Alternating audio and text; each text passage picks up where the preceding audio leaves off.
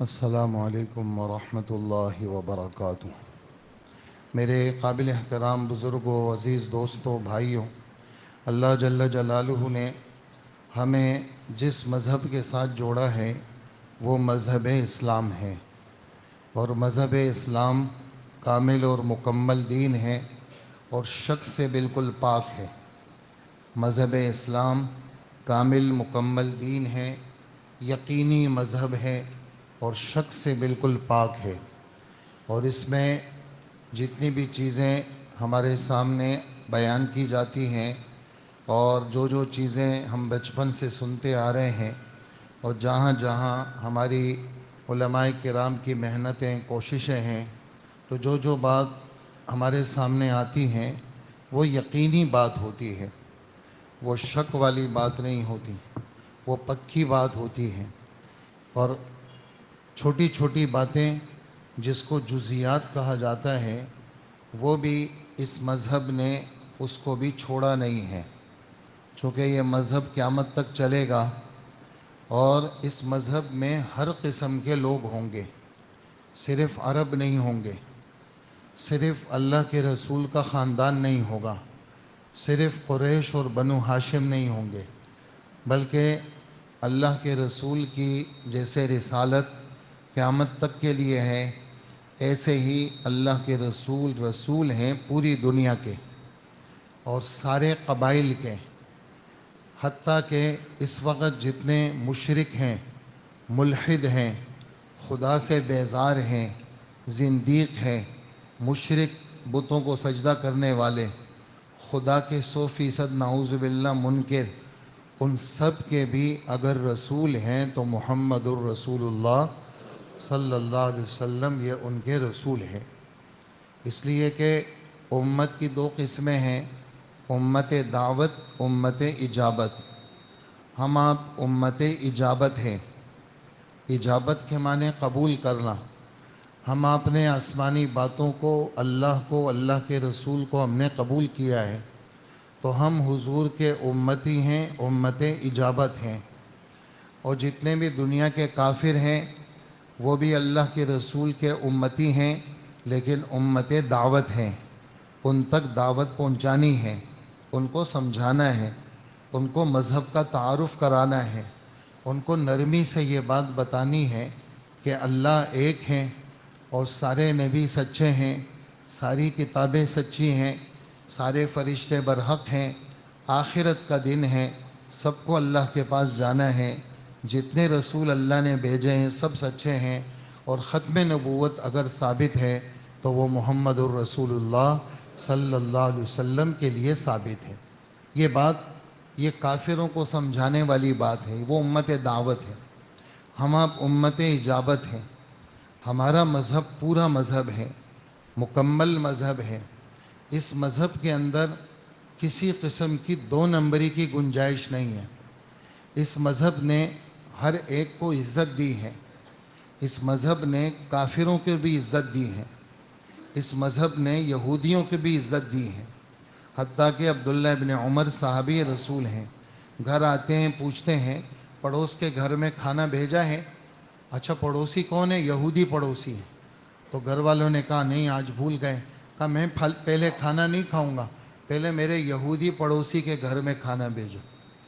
اس مذہب نے یہودیوں کی بھی قدر کی۔ یہ مذہب ایسا ہے، انسانیت کا قدردان ہے۔ ایک آدمی ہمارے ہاں پاسپورٹ ہے اس کا، ہمارے ملک کا ہے، غیر مسلم ہے، مشرک ہے، یہودی ہے، عیسائی ہے، ہندو ہے، خدا کا منکر ہے، کسی طرح وہ مذہب کے قریب نہیں ہے، لیکن ہم نے اس کو پاسپورٹ دیا ہے ہمارے ملک نے، اور اس کے پاس ہمارا شناختی کارڈ ہے، ہمارے ملک کا رہائشی ہے وہ۔ اس کو شریعت کی اصطلاح میں ذمی کہتے ہیں۔ اس کی حفاظت ہمارے ذمے ہے، اس کی حفاظت ہمارے ذمے ہے۔ اگر کسی مسلمان نے اپنے ملک کے اندر رہائشی جو یہاں کا ہو اور اس مسلمان نے اس کافر کو مارا، اللہ کے رسول کا کیا فرمان ہے؟ من قتل معاہدا قتلتہ، جو کسی غیر مسلم کو جو یہاں کا ہو، ہمارے ملک کا ہو، اس کو اگر قتل کرے گا میں اس کو بھی نہیں چھوڑوں گا، میں اس کو قتل کروں گا۔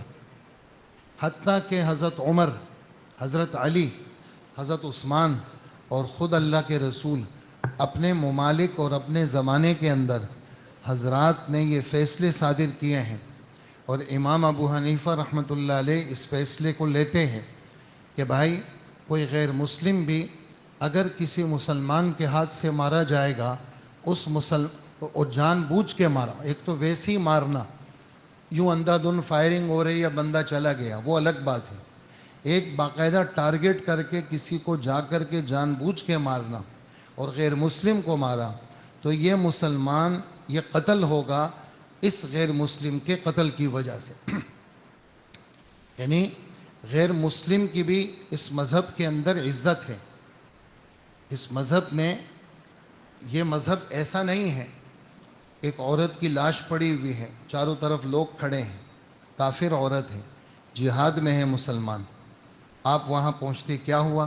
کہا یہ عورت ایک مسلمان نے اس کو مارا ہے، تو حضور نے سخت ڈانٹ پلائی، کہا تمہیں میں نے ہدایات دی ہیں، اگر تم جہاد کے مبارک عمل کے اندر ہو، سامنے سے کوئی کافر لڑتا ہوا آ رہا ہے، وہ تو تمہاری زد میں آئے گا، اس کو تو تم نہیں چھوڑو گے، لیکن خبردار کسی بچے پہ تم نے ہاتھ اٹھایا، خبردار جو کسی عورت پہ ہاتھ اٹھایا، خبردار جو مذہبی کسی پیشوا، ان کا کوئی عالم، کوئی بزرگ، کوئی اللہ والا ہو، کافر ہو، ان کا بزرگ ہو، تم نے ان کے بزرگ کو بھی نہیں مارنا، تم نے ان کے بوڑھوں کو بھی نہیں مارنا، تم نے ان کے بچوں کو، حتیٰ کہ تم نے ان کے نوکروں کو بھی نہیں مارنا۔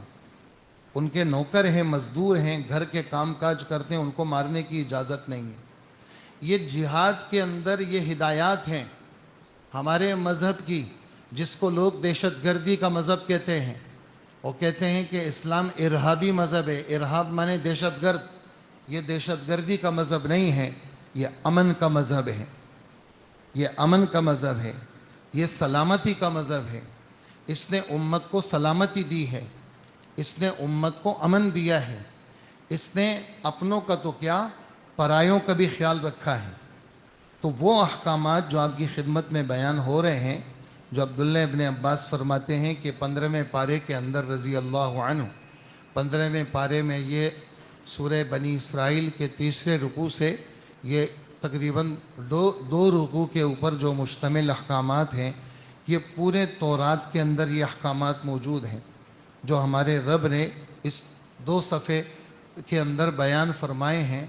ان احکامات میں سے ایک حکم جو آپ کی خدمت میں نے پڑھی ہے، آیتیں ہیں، ہمارے مشکات شریف کے سبق کے اندر بھی کل پرسوں سے یہ والی احادیث گزر رہی تھی، تو آج میرے دل میں یہ بات آئی کہ چونکہ ہمارا مضمون بھی وہ چل رہا ہے، آپ نے لا تجعل مع اللہ الہا آخر سنا، پھر آپ نے 2-3 جمعے والدین کی خدمت کے بارے میں سنے، اب کسی مسلمان کو ناحق قتل کرنا، مسلم یعنی کسی کو قتل کرنا، کسی پر ہاتھ اٹھانا، کسی کے ہاتھ پیر کاٹنا، کسی کے پیسے چھیننا، کسی کو دن دہاڑے کسی پر فائر کر کے اس کے بچوں کو یتیم بنانا، اس کے گھر کو اجاڑنا، اس کی بیوی کو بیوہ کرنا، اس کے گھر سے اس کے گھر کو ماتم بنانا، یہ تو یعنی یہ داغ ایسا ہوتا ہے، یہ قتل کا داغ ایسا ہوتا ہے کہ جس گھر کے اندر قتل ہو جائے نسلوں تک وہ داغ دھلتا نہیں ہے، نسلوں تک عام فودگی کا داغ نہیں دھلتا۔ گھر میں والد صاحب تھے، والدہ تھی، بزرگ تھے، گھر کے اندر فودگی ہو جاتی ہے، تو وہ فودگی، وہ ایسی محبتیں ہوتی ہیں، والد صاحب کی محبت، والدہ کی محبت، بچوں کی محبت، گھر والوں کی محبت، یہ ایسی محبت ہوتی ہے کہ طبعی موت پر بھی وہ داغ دھلتا نہیں ہے، بار بار وہ یاد ستاتی ہے آدمی کو، اور آدمی کے آنسو بہتے رہتے ہیں کہ میرے والد کتنے اچھے آدمی تھے، میرے والد نے میرا کتنا خیال رکھا۔ بیٹے کا خیال ستاتا ہے، بیوی کا خیال ستاتا ہے، بیوی کو شوہر کا خیال ستاتا ہے، یہ تو طبعی موت کی باتیں ہیں جو بستر پہ مرا ہو۔ لیکن اگر کوئی ظالم آئے اور آ کر کے اس پہ فائر کر کے چلا جائے، اور اس کے گھر کو اجاڑ کے چلا جائے اور پھر بھاگ جائے اور پھر پکڑا بھی جائے اور پھر چھوٹ بھی جائے، تو یہ سارے داغ ایسے ہوتے ہیں جو نسلوں تک باقی رہتے ہیں۔ اتنا سخت ایکشن ہمارے رب نے اس پہ لیا ہے، اتنا سخت کہ شاید ہی کسی گناہ کے اوپر اتنا سخت کارروائی ہو جتنی سخت کارروائی کسی مسلمان پر حملہ آور ہونے کی ہے۔ کسی مسلمان کو، یعنی کیا کہا؟ اللہ اکبر! یہ جتنے ڈکیت ہیں، خدا کرے کہ یہ آوازیں پہنچیں اور یہ آواز جا کر کے کسی کے دل کو لگے اور وہ اپنی ان حرکتوں سے توبہ کرے۔ یہ جتنے ڈکیت ہیں اور جو ڈکیتوں کے ساتھ شریک ہیں، ہمارے رب چھٹے پارے کے اندر ان کے بارے میں کیا کہتے ہیں؟ اللہ اکبر! لفظ سننے کا ہے اور آدمی کے رونگٹے کھڑے ہو جائیں۔ اگر اس کے دل میں ایمان ہے تو اس کے اندر کے دل کے اندر کی جو احساسات ہیں، وہ احساسات اس کو کیا کریں گی؟ وہ اس کو پریشان کریں گی کہ یہ کیا سوچے ہیں میری۔ تو ڈکیتوں کے بارے میں ہمارے رب فرماتے ہیں انما جزاء الذین یحاربون اللہ ورسولہ، یہ جتنے ڈکیت ہیں جو لوگوں کا راستہ، اس کو عربی میں قاطع الطریق کہتے ہیں، قاطع ایک، اور قطاع الطریق جمع، قطاع قاطع قا کے ساتھ، کیا؟ راستہ کاٹنے والے، روک کر کے کسی کا راستہ کاٹ لیا اور لوٹ لیا، اس کو لوٹ بھی لیا، قتل بھی کر دیا، پیسے بھی لے لیے اور اس کو مار بھی دیا، یا صرف مار دیا پیسے نہیں لیے، یا پیسے لے لیے اور مارا نہیں، اور یا یہ ہے کہ صرف آیا اور جناب دبکا شبکا کر کے فائرنگ کر کے اور بھاگ گیا۔ یہ چاروں کی الگ سزائیں ہیں، اور لفظ کیا ہے ان کے لیے؟ یہ لفظ سننے کا ہے کہ جتنے ڈکیت ہیں، جتنے ڈاکو ہیں جو اس طرح ہاتھ میں ہتھیار اٹھا کر کے ایسے چلتے ہیں، یہ خدا اور خدا کے رسول کے ساتھ لڑائی کرنے والے، یہ لفظ ہے، قرآن کا لفظ ہے۔ چھٹے پارے کے آدھے پہ دیکھیں آپ اس کا ترجمہ دیکھیں، انما جزاء الذین یحاربون اللہ ورسولہ ویسعون فی الارض فسادا، ایسے لوگوں کا بدلہ، ایسے لوگوں کی سزا جو خدا اور خدا کے رسول کے ساتھ لڑائی کرتے ہیں۔ حالانکہ خدا اور خدا کے رسول کے ساتھ کوئی لڑائی نہیں ہے، وہ تو انسان کو مار رہے ہیں۔ ہاں، یہ انسان، یہ خاص کر مسلم، یہ میرا پیدا کردہ ہے، اس کے اللہ کے نام لینے سے یہ دنیا قائم ہے۔ یہ مسجد کا نمازی ہے، یہ خدا کو سجدہ کرتا ہے، یہ اللہ کا کلام پڑھتا ہے، یہ اللہ کے دین کو زندہ کرتا ہے۔ تم نے ایک مسلم کا صفایا کیا تو گویا تم نے اس پوری دنیا کو، اللہ کو یہ آسمان اور زمین محبوب نہیں ہے، اللہ کو اللہ کا نام محبوب ہے، اور اللہ کا نام لینے والے مسلمان ہیں۔ کہا کہ چونکہ اس نے اللہ اور اللہ کے رسول کے بتائے ہوئے نام کو مٹانے کی کوشش کی، تو یہ ایسا ہی ہے جیسے اس نے اللہ اور اس کے رسول سے لڑائی کی۔ یہ خدا اور خدا کے رسول کے ساتھ لڑائی کر رہا ہے، یہ زمین میں فساد مچا رہا ہے۔ اس کی سزا کیا ہے؟ کہا اس کی سزا یہ ہے کہ اگر اس نے ایسا ڈاکہ ڈالا ہے، مارا بھی ہے اور پیسے بھی لیے ہیں، کہا اس کو چوک میں لٹکاؤ، پہلے اس کو قتل کرو، پھر اس کی لاش اس کے گلے میں پھندر ڈال کر کے 3 دن 3 رات تک چوک پہ اس کی لاش کو لٹکائے رکھو، تاکہ اس قسم کے جتنے ڈکیت ہیں جن کے دل دماغ ایسے خدا اور خدا کے رسول سے پھرے ہوئے ہیں اور بھیڑیوں کے دل ہیں ان کے، تاکہ وہ ان کو دیکھیں۔ اچھا یہ سزا ہوگی، تو یہ کرو ان کے ساتھ، ان کو سولی دے دو۔ اور چونکہ مال بھی لیا ہے تو کہا مال لینے کی وجہ سے ان کا سیدھا ہاتھ کاٹو اور الٹا پیر کاٹو ان کا، مال لینے کی وجہ۔ عام چور کی سزا صرف ہاتھ کاٹنا ہے، ڈاکو کی سزا جس نے مال چھینا ہے اس کا ہاتھ بھی کاٹو، اس کا پیر بھی کاٹو۔ جس نے صرف قتل کیا ہے کہا صرف اس کو قتل کرو۔ کہا جس نے دبکا شبکا کیا ہے کہا اس کا پاسپورٹ لے لو اور اس کو ایسا در بدر کرو کہ وہ کبھی بھی پھر اس اسلامی حکومت میں نظر نہ آئے۔ ذالک لہم خزی فی الدنیا، یہ ان کے لیے رسوائی کی سزا ہے دنیا میں، اور آخرت میں بھی اللہ ان کو چھوڑیں گے نہیں، اللہ ان کو آخرت میں بھی سزا دیں گے۔ کیوں؟ ایک اسلامی مملکت وہ امن کو چاہتی ہے، اور اللہ پاک قرآن میں فرماتے ہیں جو ایک کا قاتل بنا، یہ بھی یہیں پر ہے یہ آیت، اس آیت سے پچھلی آیت ہے، جو ایک کا قاتل بنا ومن قتل نفسا فکأنما قتل الناس جميعا. بٹھا دو نا اس کو یار، پکڑ لو اس کو، کوئی ہاتھ پکڑ لو یوسف اس کا. ومن قتل نفسا فکأنما قتل الناس جميعا. جو ایک کا قاتل بنے گا یہ ایسا ہے جیسے اس نے ساری دنیا کا قتل کیا. یہ سخت سخت باتیں ہیں، ہمارے رب کا ایکشن ہے یہ. اللہ اکبر. فقہائے کرام اپنی کتابوں میں، ہماری سادسہ کی ایک کتاب ہے توضیح تلوی، اس میں فقہائے کرام کسی مسئلے پہ ایک بات لکھتے ہیں، وہ بات چھوٹی سی آپ کو نقل کرتا ہوں. کہا کہ یہ جو قاتل ہے نا، یہ بدن یہ اللہ کی بنائی ہوئی عمارت ہے. یہ بدن یہ اللہ کی بنائی ہوئی عمارت ہے. اس قاتل نے اللہ کی بنائی ہوئی عمارت کو تہس نہس کیا، اس کو نہیں چھوڑا جائے گا. تو اس لیے یہاں ہمارا مذہب وہ اس سلسلے میں انتہائی سخت قانون کیا فرماتے ہیں؟ یا ایہا الذین آمنوا کتب علیکم القصاص فی القتلى. قصاص بدلے میں قاتل کو قتل کیا جائے گا. کون سا قاتل؟ کہا جس نے جان بوجھ کے قتل کیا ہو. اچھا، جان بوجھ کے قتل کی کوئی اور بھی بات ہے؟ جی، 5ویں پارے کے آدھے کے بعد دوسرے رکوع میں، آدھے کے بعد کا جو دوسرا رکوع ہے، وَمَن يَقْتُلْ مُؤْمِنًا مُتَعَمِّدًا. جو جان بوجھ کر کے کسی ایمان والے کا قاتل بنے گا تو اس کی اصلی سزا تو دوزخ ہے، اور ہمیشہ کے لیے وہ دوزخ میں جلے گا. کب؟ جبکہ اس نے اس ایمان والے کے قتل کو حلال سمجھا اور مارا اس کو. جب حلال سمجھا تو یہ کافر ہو گیا، اب یہ ہمیشہ دوزخ میں جلے گا. فَجَزَاؤُهُ جَهَنَّمْ خَالِدًا فِيهَا، ہمیشہ رہے گا اور ذلت آمیز عذاب سے دوچار ہوگا. لیکن اگر اس نے حلال نہیں سمجھا تو کبھی نہ کبھار اس کلمے کی برکت سے یہ جنت میں جائے گا. لیکن وہ کب جائے گا؟ وہ تو یہ سارے سزاؤں کے بھگتنے کے بعد جائے گا یہ جنت میں. جو آیت میں نے پڑھی آپ کی خدمت میں، یہ وہ 15ویں پاری کی آیت ہے جو ہمارا سلسلہ چل رہا ہے. اس میں ہمارے رب فرماتے ہیں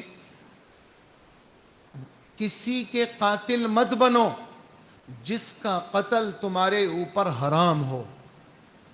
اب اس کی تشریح میں ہمارے نبی فرماتے ہیں کسی مسلمان کا قتل جو کلمہ شہادت اشہد ان لا الہ الا اللہ وان محمد الرسول اللہ کی گواہی دیتا ہو، کا اس کا قتل کسی صورت میں حلال نہیں ہے. ہاں 3 صورتیں ہیں جس صورت میں اس مسلمان کو قتل کیا جائے گا. کا کب؟ کا وہ صورت کہ اس نے کسی کو جان بوجھ کے مارا ہو، اب اس کو مارا جائے گا.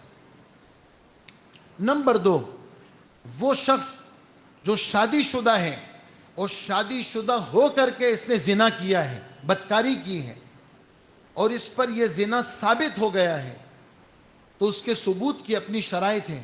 کہ اس کو میدان میں لے جایا جائے گا اور اس کو میدان میں لے جا کر کے مسلمان جمع ہوں گے اور اس کو پتھر سے مار کے ختم کریں گے. اور کہا کہ اس کے اس سزا کو ایمان والوں کی ایک بڑی جماعت دیکھے بھی، اور فرمایا کہ وَلَا تَأْخُذْكُمْ بِهِمَا رَأْفَةٌ. اے حاکموں، مسلمان حکومت والوں سن لو، اس طرح کے لوگوں کے لیے تمہارے دل میں نرم گوشہ نہیں ہونا چاہیے. اگر تم اللہ اور آخرت کے دن کو مانتے ہو تو ایسے لوگوں کے لیے نرم گوشہ مت رکھو. اور اس طرح یہ سزا یہ ایمان والوں کی ایک بڑی جماعت دیکھے اس کو، کہ وہ آدمی شادی شدہ اس کو تو ایسے مارا جائے گا. اور تیسرا قتل اس آدمی کا جو تھا مسلمان، وہ بن گیا خدا کا منکر، نعوذ باللہ. اس نے کہا میں مذہب کو نہیں مانتا. ایسے آدمی کو مرتد کہتے ہیں. اس کو بٹھاتے ہیں 3 دن تک سمجھاتے ہیں، لیکن اگر وہ نہیں مانتا پھر اس کو قتل کیا جاتا ہے. بھئی کیوں قتل کریں گے؟ مذہب چھوڑا ہے. اگر ہم اس کو ویسے ہی چھوڑتے ہیں تو یہ دوسروں کا ذہن خراب کرے گا. اگر عورت ایسی ہے کہ عورت کو قتل تو نہیں کریں گے لیکن مرتے دم تک وہ قید میں رہے گی۔ تو یہ 3 قسم کے لوگ ہیں جن کو مارا جاتا ہے۔ اس سے ہٹ کے کسی کو موبائل چھیننے پہ مارنا، اس سے ہٹ کے تھوڑے سے پیسے لے لیے مار دیا، اس سے ہٹ کے خامخواہ کی فائرنگ کر دی، خامخواہ مار دیا اپنے دل کے بھڑاس کے لیے، ایسوں کی تو دنیا میں جگہ ہی نہیں ہے۔ کیا فرماتے ہیں؟ اتنے سخت الفاظ ہیں۔ احادیث مبارکہ کا ایک بڑا ذخیرہ ہے، تھوڑی سی احادیث آپ کی خدمت میں پیش کروں گا کہ جناب رسول اللہ صلی اللہ علیہ وسلم نے کسی مضمون کو چھوڑا نہیں ہے، ہر بات کو کھول کھول کے بیان کیا ہے، ہر بات کو۔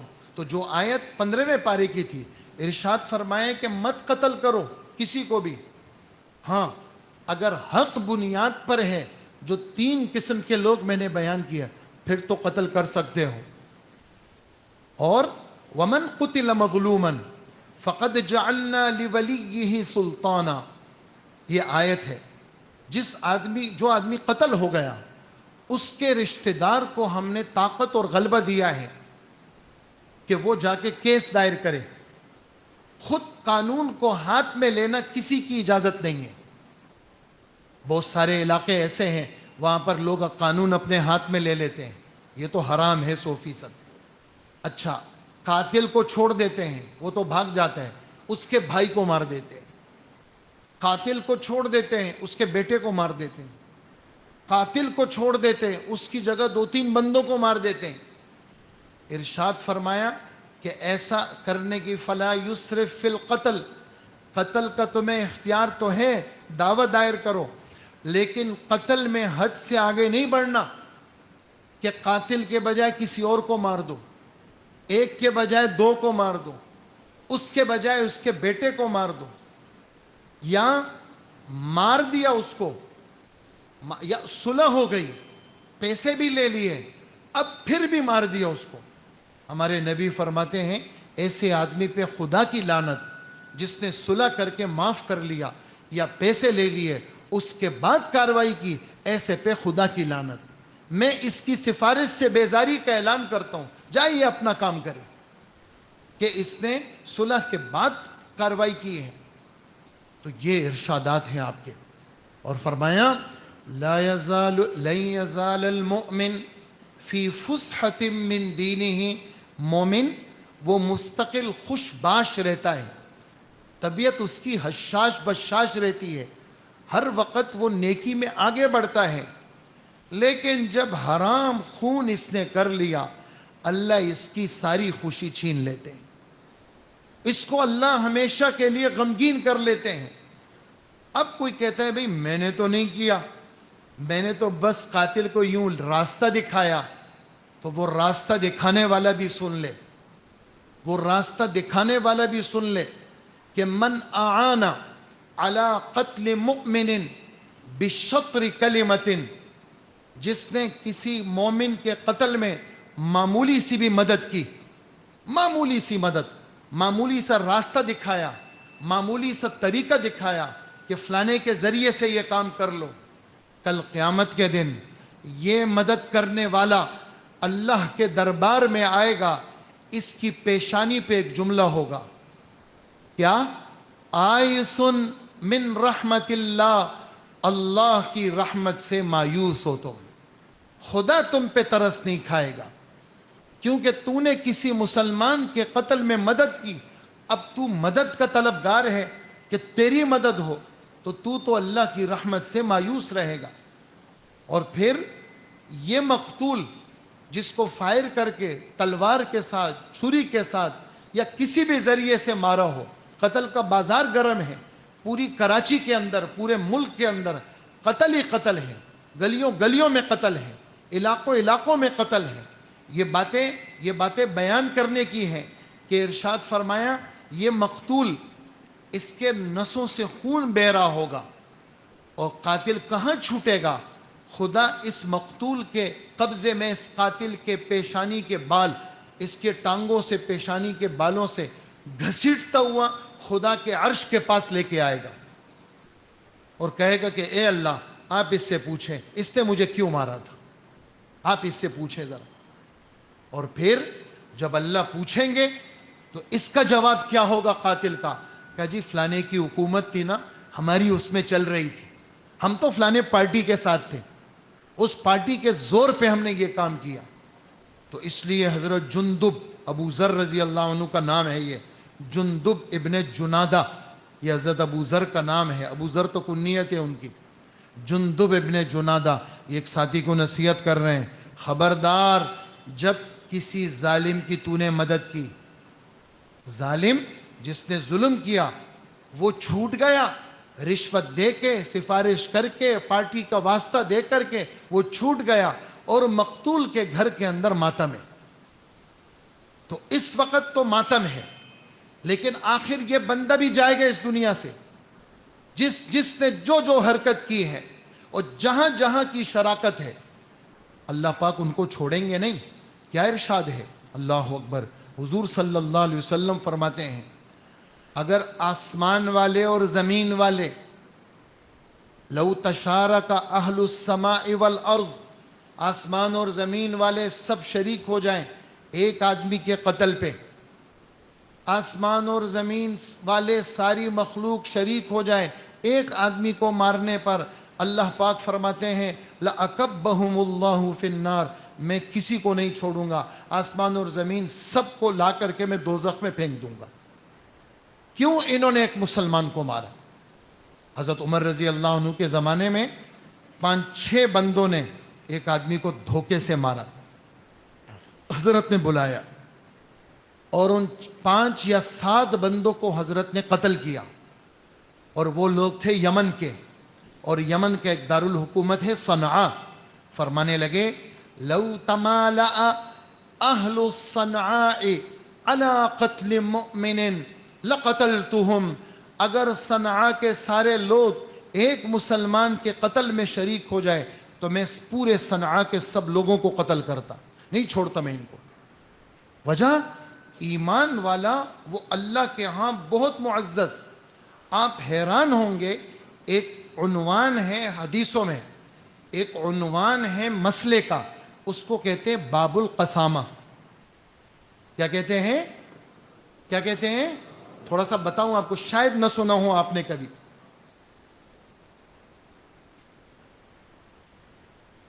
قسامہ کیا ہے؟ قسامہ ایک جماعت، ایک جگہ ایک مسلمان کی لاش ملی، کوئی نشان نہیں ہے اس پہ، تو یہی کہیں گے کہ بھئی یہ بیچارہ گر گیا ہوگا، ہارٹ اٹیک ہو گیا ہوگا، مر گیا ہوگا، تو اس کے قتل کی تفتیش نہیں ہوگی. لیکن ایک مسلمان کی لاش ملی کسی بھی جگہ پہ، اس جگہ پہ لاش ملی اور اس پہ نشانات ہیں، خون کا نشان ہے، قتل کا نشان ہے، گلا گھونٹنے کا نشان. رشتہ دار آ گئے، جی کس کس پہ شک ہے؟ کوئی کچھ نہیں، فیصلہ نہیں. اس علاقے کے 50 نیک لوگ، اس علاقے کے 50 نیک لوگ وہ آئیں گے، وضو کریں گے، مسجد میں آ کر کے وہ 50 لوگ قسمیں کھائیں گے، یعنی 50 قسمیں آئیں گی، 50 لوگ 50 قسمیں. اگر 30 لوگ ملے تو وہ قسمیں بار بار کھائیں گے، 50 قسمیں پوری کرنی ہیں. اللہ کی قسم ما قتلتہ ولا علمت له قاتلا، میں نے نہیں مارا اور نہ میں اس کے قاتل کو جانتا ہوں. یہ قسمیں کیوں کھائیں گے؟ اللہ کے رسول فرماتے ہیں یہ قسمیں اس لیے کھائیں گے تاکہ یہ محلے والے قتل سے بچ جائیں، ورنہ سب قتل میں آئیں گے، اور یہ محلے والے قید سے بچ جائیں. پھر کہا کہ پھر اسی محلے میں جہاں یہ لاش ملی ہے 100 اونٹ تقسیم ہوں گے. 100 اونٹوں کی قسمیں ہیں، پھر 2 سال، 3 سال، 4 سال، 5 سال، 25 25 25 25، یہ 100 اونٹ تقسیم ہوں گے.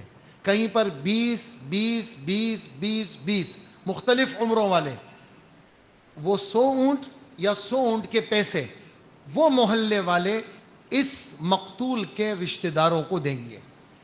یہ ایک مسلمان کی جان کی قیمت ہمارے رب کے دربار میں، اور یہ اب سے نہیں ہے قسامہ اس مذہب کا۔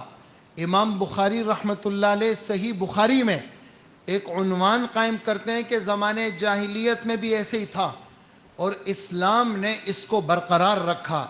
ایک مسلمان کے خون کی اتنی بڑی قیمت ہے، اس لیے ہم جتنے یہاں بیٹھے ہیں کبھی بھی اللہ سے درخواست مستقل کریں، اللہ مجھے کبھی بھی قاتل نہ بنا، نہ میری نسلوں کو قاتل بنا، اور مجھے تو ایسا بھی نہ بنا کہ میری کسی حرکت سے کسی کا دل دکھے۔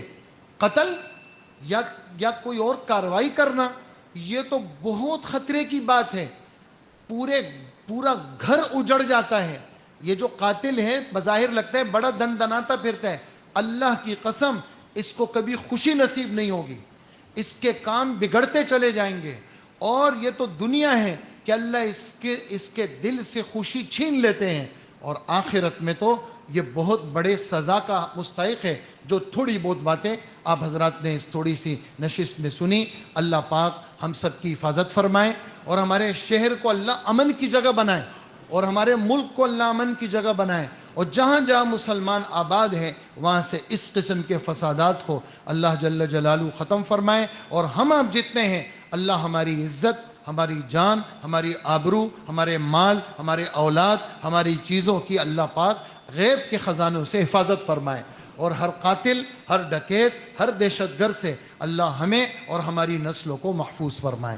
وصلی اللہ وسلم علی نبینا محمد وآلہ واصحابہ اجمعین۔